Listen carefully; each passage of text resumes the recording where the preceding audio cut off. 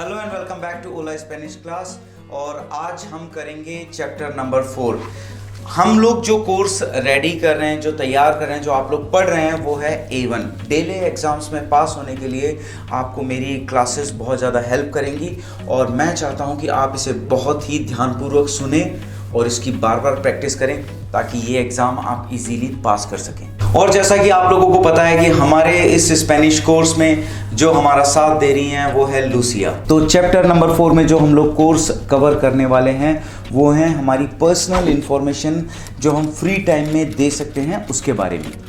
That means you will learn to give personal information about your free time, dar información personal sobre tu tiempo libre. हम बात करेंगे दूसरे व्यक्ति की likings के बारे में जो आपके आसपास रहते हैं। To talk about the likings of people around you, para hablar de los gustos de la gente que te rodea. हम बात करेंगे information about your hobbies and sports के बारे में। Give information about your hobbies and the sports you practice.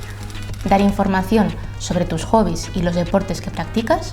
जैसा कि हम सबको पता है कि मीडिया बहुत ही एक इम्पॉर्टेंट रोल प्ले करता है आज की हमारी लाइफ में। तो जो हम रेडियो सुनते हैं, जो हम टीवी सुनते हैं, उसके बारे में भी हम बात करेंगे। हमारी सिटी में कल्चरल एक्टिविटीज़ क्या क्या होती हैं उसके बारे में भी हम बात करेंगे। The cultural offer in your city, la oferta cultural de tu ciudad. और हम बात करेंगे टीवी, सिनेमा एंड म्यूज़िक के बारे में। And finally, we will learn some new vocabulary about the cinema, music and TV. Finalmente, aprenderemos vocabulario sobre el cine, la música y la televisión.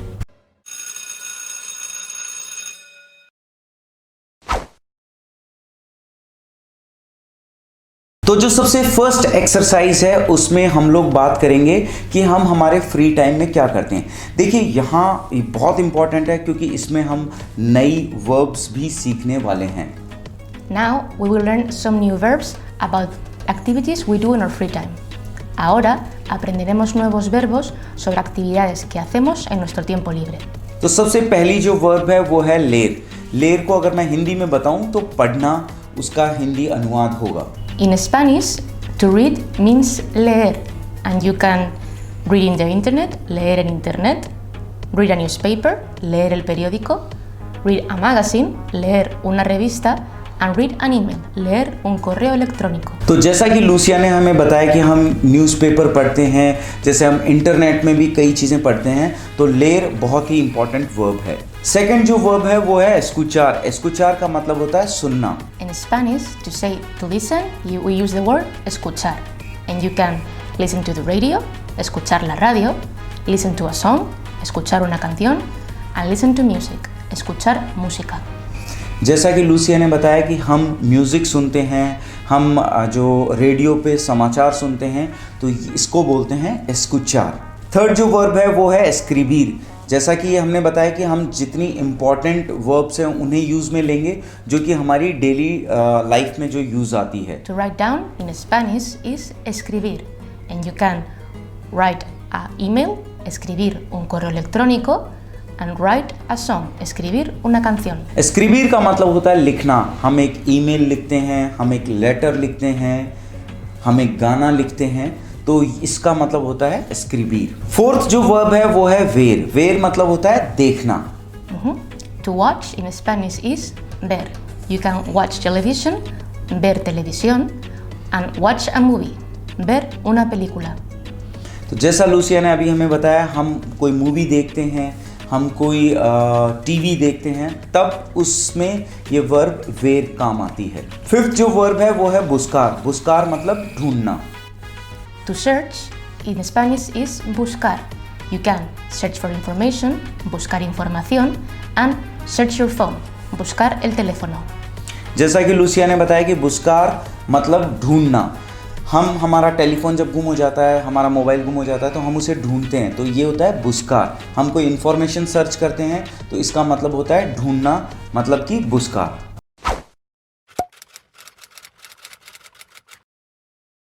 आज की हमारी जो सेकंड एक्सरसाइज है उसमें हम लोग एक ऑडियो सुनने वाले हैं जिसमें 4 लोग बात कर रहे हैं अपनी हॉबीज के बारे में। In this second exercise, we will listen to 4 people talking about their hobbies and what they do in their free time. En este segundo ejercicio vamos a escuchar a 4 personas hablar de sus hobbies y de lo que hacen en su tiempo libre.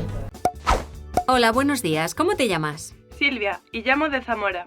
Muy bien, Silvia. ¿Y a ti qué te gusta hacer cuando estás en casa? Pues me gusta hacer de todo, pero lo que más me gusta es conectarme a internet y escribir correos electrónicos a mis amigos.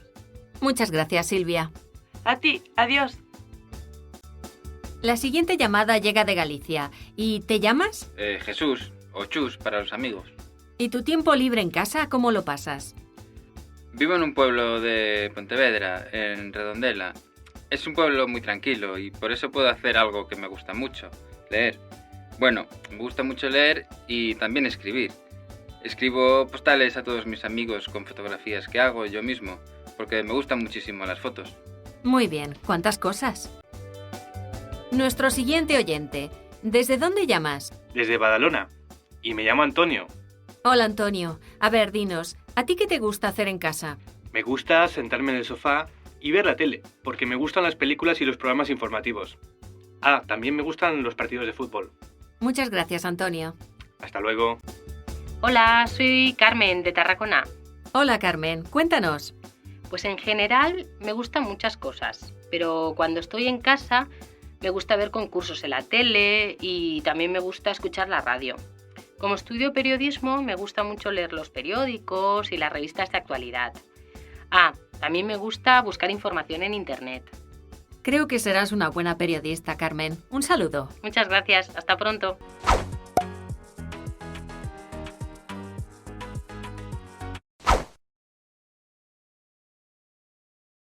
आज की जो third exercise है उसमें हम जैसे हमारे कोई radio पे प्रोग्राम आता है या टीवी पे जो प्रोग्राम आता है, सपोज जैसे हमारे जो फेमस शेफ़ हैं संजीव कुमार जो अपनी कोई डिश बताते हैं, तो कई बार हमें लगता है यार इसने ये अच्छा बताया है या आपको पसंद नहीं आया है, तो हम उस बारे में बात करेंगे. In this third exercise, we will talk about media. We will listen to some TV and radio descriptions and we will learn to comment on them. En este tercer ejercicio vamos a hablar de los medios de comunicación. Escucharemos programas de radio y de televisión y aprenderemos a comentar sobre ellos. तो सबसे पहले हम TV के programme देख रहे हैं जो हमारे बहुत ही फेमस शेफ़ हैं इंडिया के संजीव का.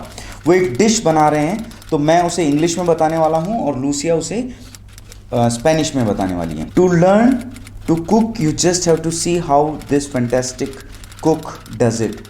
For an hour you can savor foods from all over the world.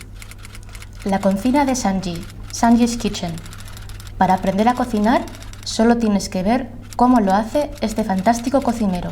Durante una hora puedes saborear las comidas de todo el mundo.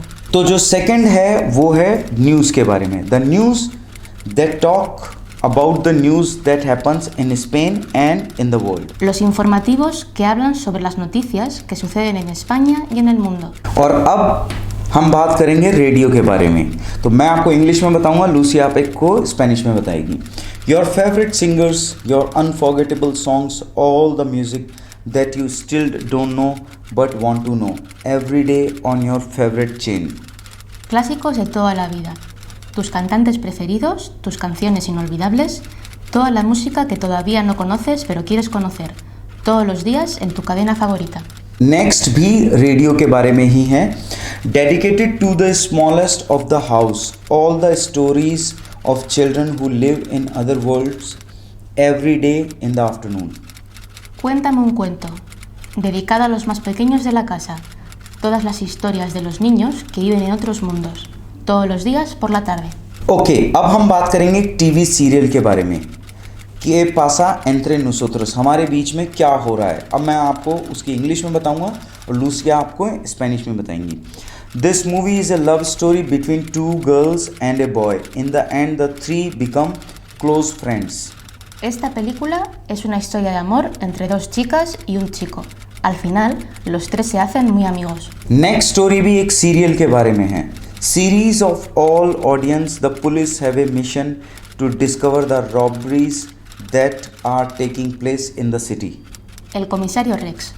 Serie para todos los públicos. La policía tiene una misión, descubrir los robos que hay en la ciudad. और finally जो आज की news है वो है sports के बारे में. Sports enthusiasts talk about everything that is not talked about in sports with special guest. Deporte y mucho más. Apasionados del deporte hablan de todo lo que no se habla en deportes, con invitados especiales. तो जैसा कि अभी आपने हमारा TV और radio के programme सुने, अब हम लोग आपकी इसकी ओपिनियन जानना चाहते हैं कि आपको ये अच्छा लगा, बुरा लगा। तो हम आपको वर्ड्स बताएंगे, लूसिया उसको इंग्लिश और स्पेनिश में बताने वाले हैं। फॉर एग्जाम्पल जो पहला है वो है funny, Divertido, good, bueno, exciting, emocionante, interesting, interesante, creative, creativo, romantic, romántico, entertaining, entretenido, fine, bien, boring, aburrido, annoying, pesado, long, largo, bad. mal.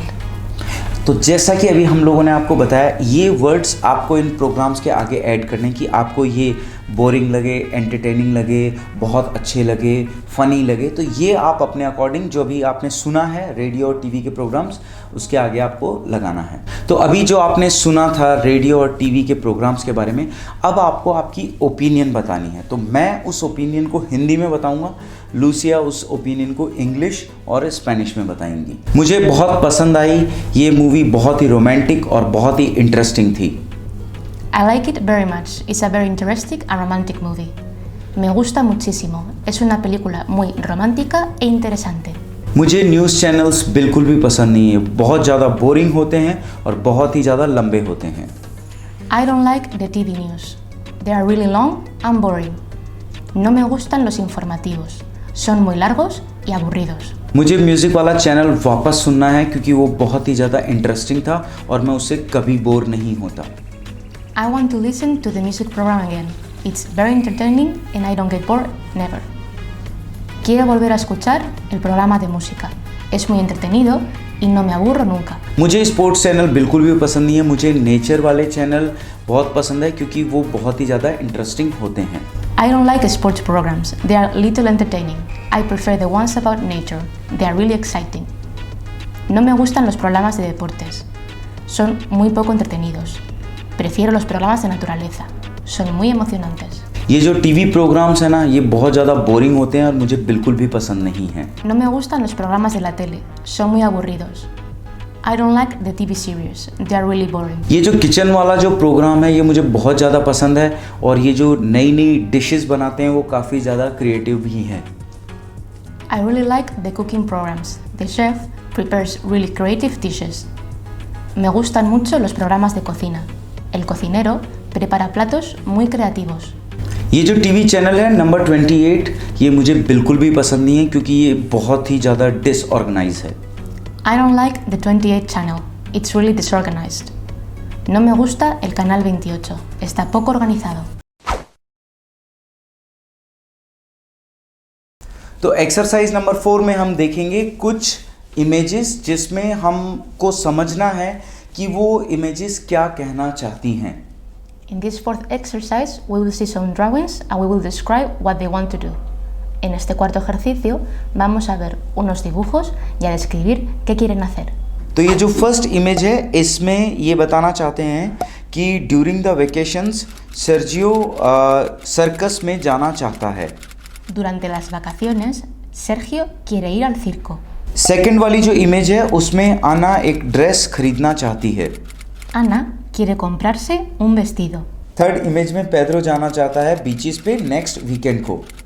Pedro quiere ir a la playa el próximo fin de semana. सारा और Carlos movie tickets खरीदना चाहते हैं। Sara y Carlos quieren comprar entradas para el cine. Fifth image में पत्रिसिया जाना चाहती है travel पे साउथ अमेरिका में। Patricia quiere viajar por Latinoamérica. Sixth image में मेरे दोस्त फुटबॉल का मैच खेलना जाना चाहते हैं। Mis amigos quieren jugar al fútbol. Next वाली एक्सरसाइज में हमको वर्ब्स ढूंढनी है। हम एक सेंटेंस बताएंगे और उसमें आपको वर्ब ढूंढनी है। जैसा कि पहला जो एग्जांपल है वो है प्ले के बारे में। Jugar al tenis. तो इसमें खुगार जो है वो एक वर्ब है। सेकंड में है visit to a museum. Visitar un museo.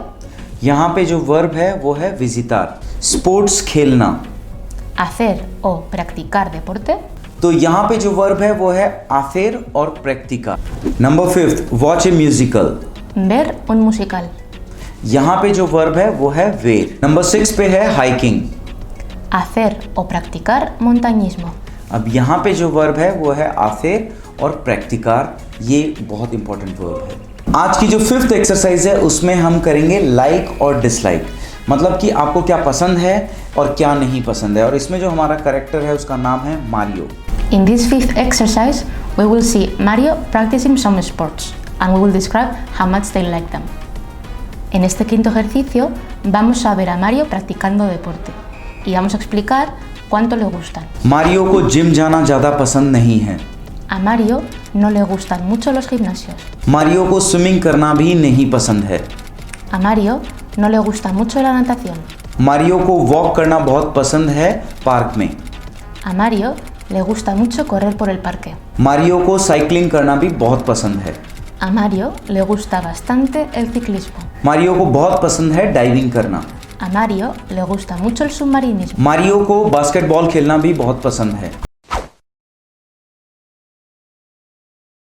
अब हम स्टार्ट करते हैं 6th एक्सरसाइज, जिसमें हम आपको कुछ एडवर्टीजमेंट दिखाएंगे और कुछ पर्सन्स की फ़ोटो दिखाएंगे और उनके बारे में कुछ लिखा हुआ होगा।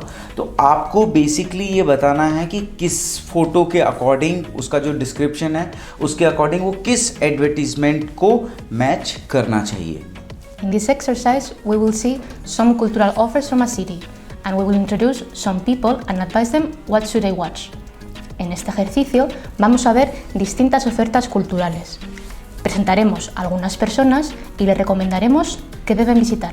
मारिया, जिसकी एज 22 ईयर्स है, वो वेलेंसिया में रहती है और उसे आर्ट पसंद है।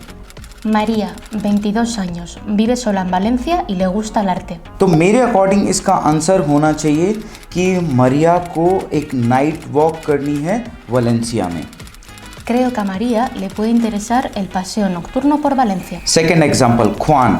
देखिए, आपको ये जवान दिख रहा होगा, लेकिन मैं आपको बता दूं स्पेनिश में हम इसे बोलेंगे ख्वान। ख्वान एक वेटर है जो वीकेंड्स पे काम करता है और उसकी गर्लफ्रेंड को डांस पसंद है।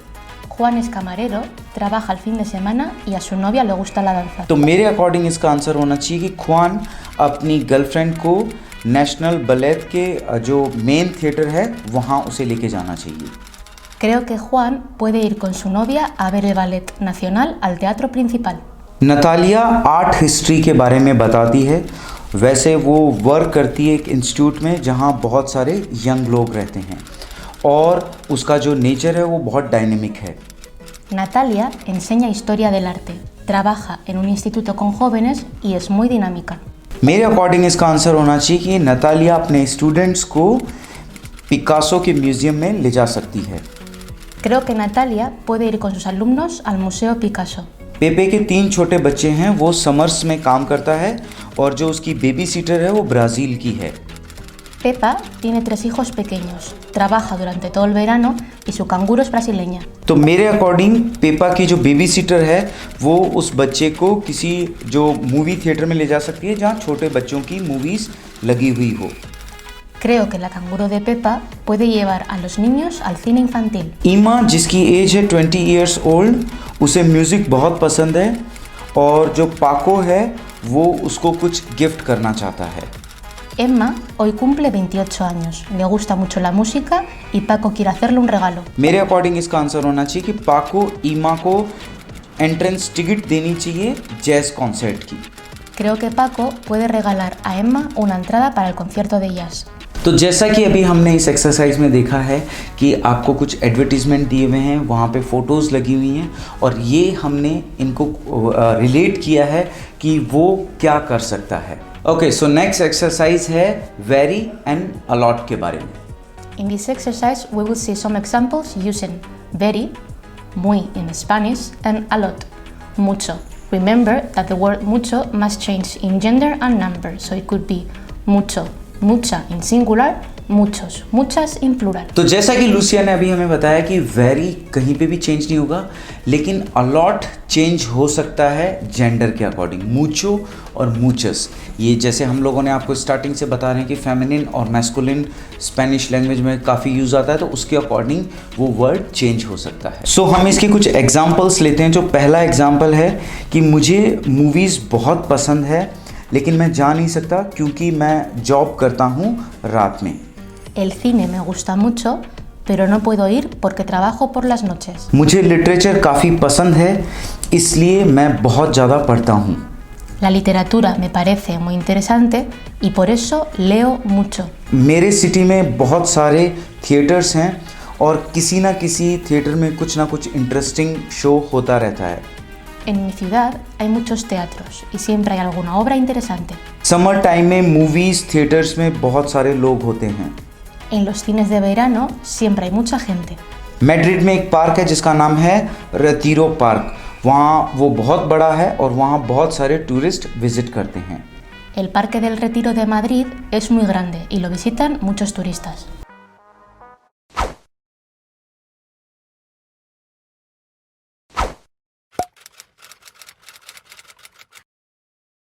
अब जो हमारी 8th एक्सरसाइज है उसमें हम एक ऑडियो सुनेंगे और हमें ये पता करना है कि क्या वो जो पर्सन है वो वीकेंड पे क्या करने वाला है और क्यों. In this exercise, we will listen to some people telling what they want to do. Please tell us what they want to do this weekend and why.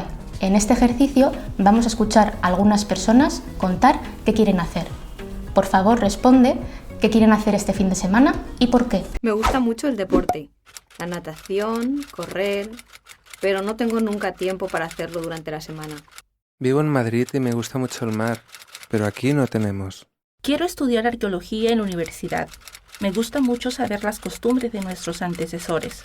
Me gusta mucho ir a la montaña y caminar, y me gusta salir con mis amigos. जैसा कि अभी हमने एक audio सुना है, उस audio में जो आंसर है वो हम स्पेनिश में ही देंगे.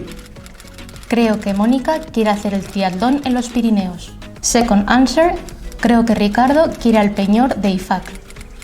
Third answer, creo que Teresa quiere visitar las ruinas arqueológicas de Numancia. Fourth and last answer, creo que Francisco quiere hacer un senderismo en picos de Europa. तो जैसा कि आपको लूसिया ने बताया, इन चारों के आंसर क्या होंगे.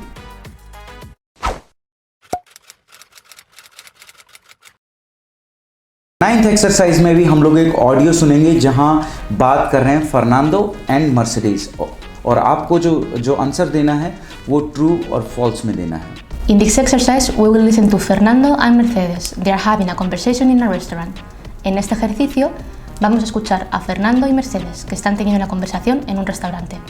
Dígame. Hola, Fernando, ¿cómo estás? Bien. Te llamo porque quiero invitarte a comer mañana.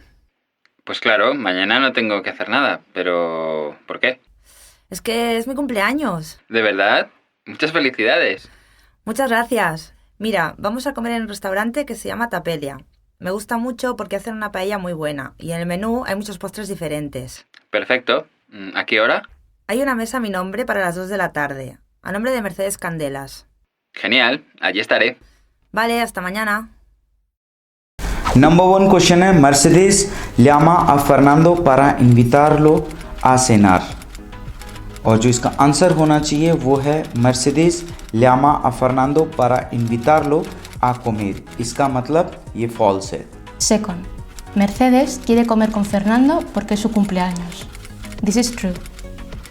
Number 3, Fernando no acepta porque tiene que hacer muchas cosas. इसका आंसर होना चाहिए false, क्योंकि mañana Fernando no tiene que hacer nada. 4, van a comer a casa de Mercedes.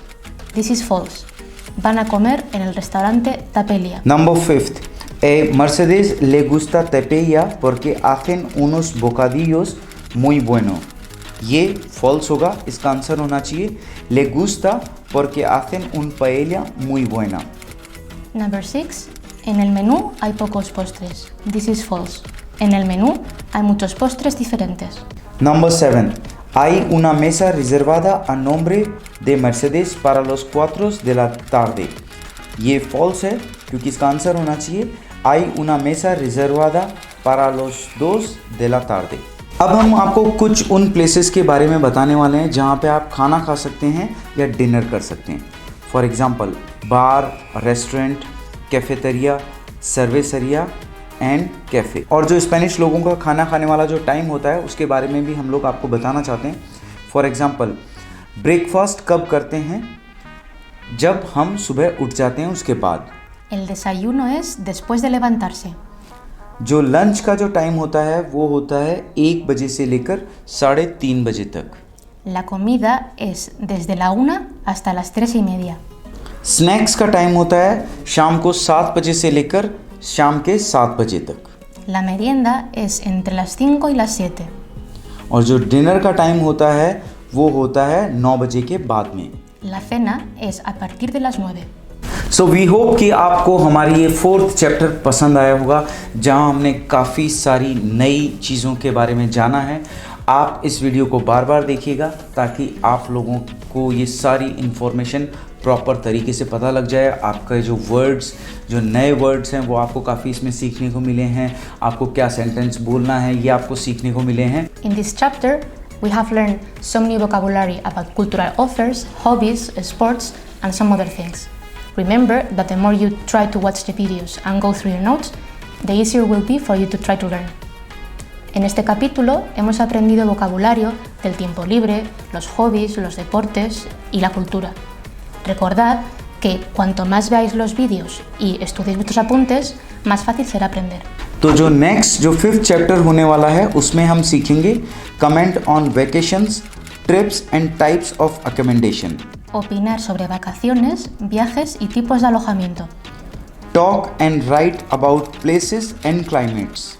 Hablar y escribir sobre lugares y climas. Extract information of interest from tourist brochures. Extraer información de interés de folletos turísticos.